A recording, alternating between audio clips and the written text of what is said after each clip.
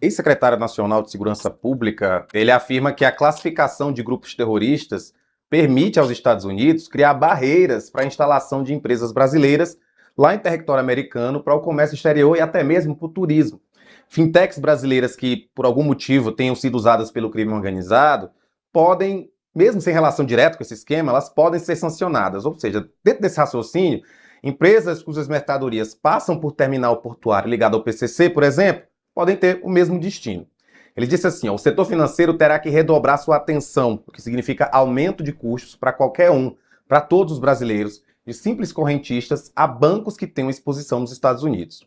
Para Roberto Shoa, que é pesquisador da Universidade de Coimbra, a decisão oferece maiores riscos de impacto para empresas do sistema financeiro e de combustíveis, depois de operações recentes da Polícia Federal revelarem que há uma infiltração de facções como o PCC nesses setores. Ele diz o seguinte, empresas estrangeiras que fazem negócios com brasileiras terão que ter muito mais cuidado, porque senão também podem acabar sendo alvo de sanção dos Estados Unidos. Isso vai criar uma pressão no comércio internacional brasileiro e investimentos internacionais do Brasil. O trabalho de compliance vai ser muito mais profundo. Rinaldo, e vai ter gente achando que isso é bom, né? Vai. Porque aí você vai ter que ter a tal da due diligence para um depósito de R$10. Entende? Aliás, ô Rafael, vamos fechar Las Vegas? Ou não tem crime organizado lá? Ou crime organizado de Las Vegas é terrorismo? Que porra? Não, o crime tem que ser combatido duramente. E nesse sentido, os esforços deveriam ser conjuntos. É isso que se perdeu no Brasil. Tinha ali aquela oposição PT, PSDB e não sei o quê, mas havia algumas questões que eram consensuais sobre o país. Entende? Agora, isso é pura delinquência. Isso pode afetar, sim, o ministro Durigan tratou disso. Isso pode afetar o PIX, nós vamos ver de que modo. Né? Eu até, com o auxílio da inteligência artificial, eu ando muito criativo, viu, Rafael? Mas é insuportável. Eu até pedi uma charge que vai... Vamos colocar lá no ar aí. 3 caras, né? Um deles careca, né? O outro barbudinho, meio gordoto, e o do meio ali, mandando bancos, empresas e o PIX do Brasil para o abismo. Vai para o abismo? Depende do que os Estados Unidos vão fazer, queridos. Eu não sei. O que eles vão fazer? O que eles vão fazer? Como é que vai ser essa relação com o Brasil?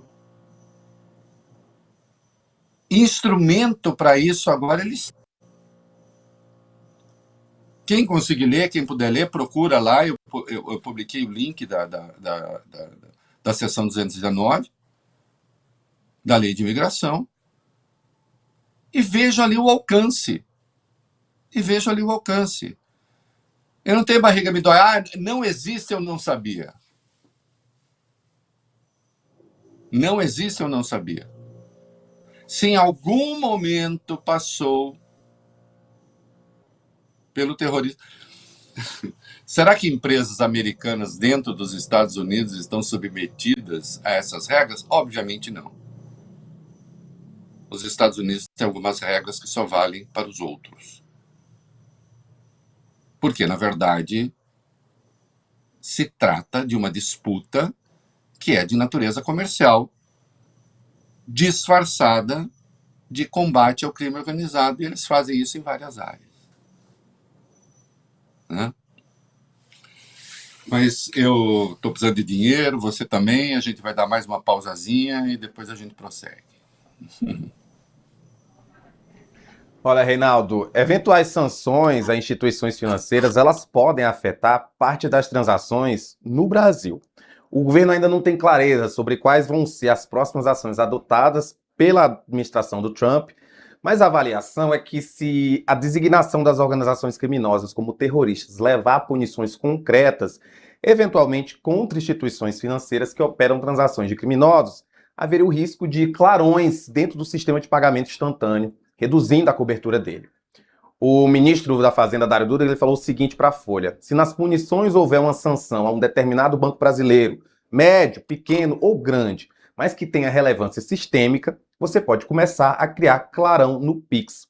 Segundo Durigan, ainda que isso não afete a infraestrutura do Pix em si, essa medida cria aí um baita problema sistêmico, pois os clientes da instituição que foi sancionada poderiam ficar impedidos de receber ou de enviar recursos aos demais bancos pela essa ferramenta.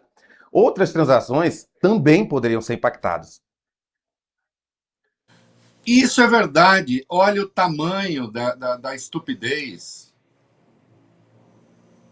Olha o tamanho da estupidez. Atenção, todo banco que opera nos Estados Unidos e mais, os nossos bancos estão ligados ao Sistema Internacional de Compensação. Esses bancos poderiam ser retirados, haver pressão para retirar do Sistema Internacional de Compensação. Esses delinquentes políticos não pensaram nas consequências desse troço. Não vou ficar falando o nome aqui, porque fica parecendo que eu estou fazendo... Não, mas tem banco que já é de porte médio, que inclusive financia pesquisas muito afamadas, que foram alvos de operação. Porque tinham dinheiro lá, operava com um fundo que recebia dinheiro do crime organizado. Para essa lei americana, para essa lei que institui, que faz a designação de terrorismo global especialmente designado, está ligado ao crime. E, portanto, quem transaciona com eles também. Ou quem já transacionou. Então, os gloriosos irmãos vão lá chutar o capitalismo brasileiro pro abismo. Parabéns, mercados. Ai, o Flávio, oh meu Deus, quando o Flávio, teve o negócio do Flávio que vazou o tal do áudio, aí o dólar subiu, a bolsa caiu, porque, vai que Lula ganha eleição. Por quê? Lula representa algum risco? Para quê? Além de o setor ter ganhado dinheiro como nunca, o quê? E eles hesitarem em algum momento em aplaudir essa decisão, sem pensar nas consequências?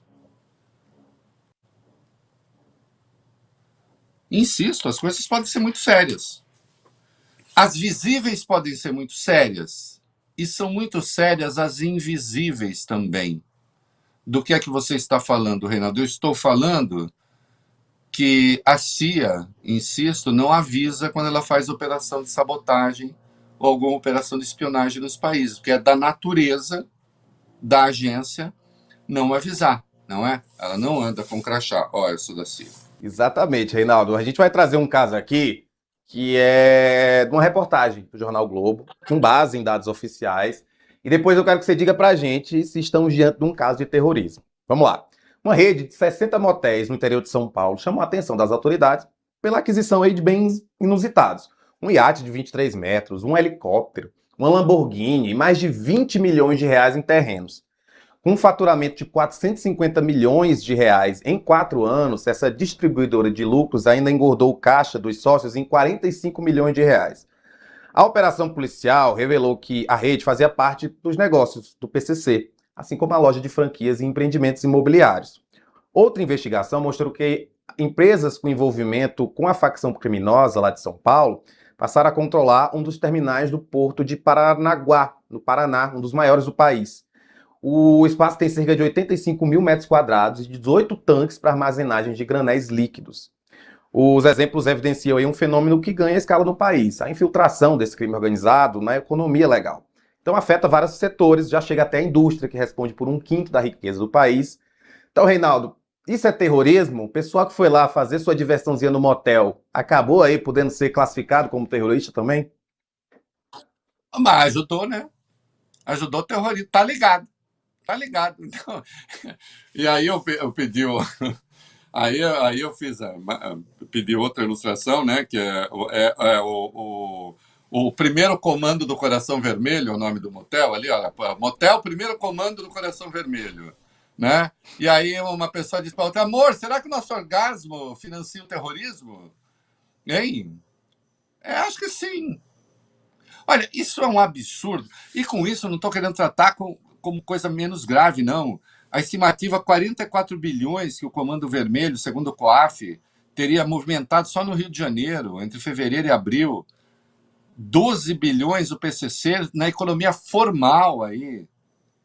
O PCC por meio das fintechs, 46 bilhões.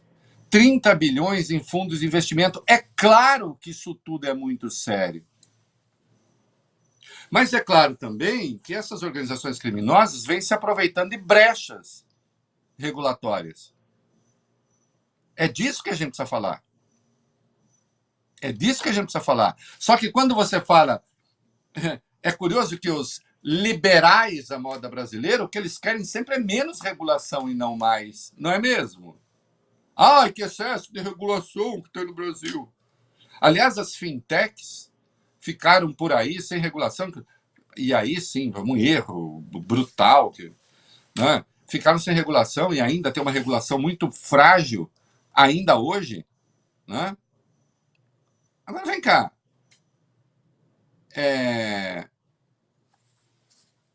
São os terroristas que estão agora cuidando de motéis também, que estão se infiltrando na economia. Isso tudo é um absurdo. É crime organizado. Aí sim.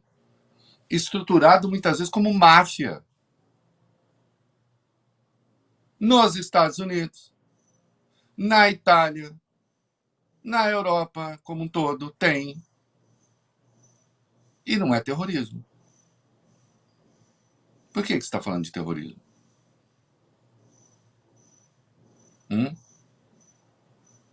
Se não para usar como pretexto. Aliás, é o mesmo pretexto que existe na área ambiental. Não, a questão do meio ambiente é fundamental. E temos. Só que nos Estados Unidos, por exemplo, existe uma organização que chama Farms Here, Forest There. Fazendas aqui, florestas lá. Lá é aqui. Então aqui a gente tem fazenda, floresta, coisa dos outros.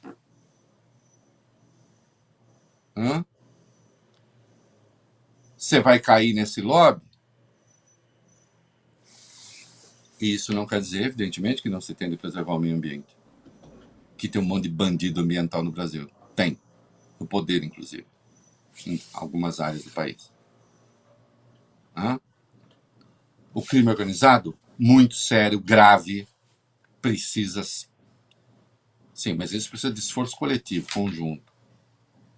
E não de uma coisa como essa, coisa de pilantra.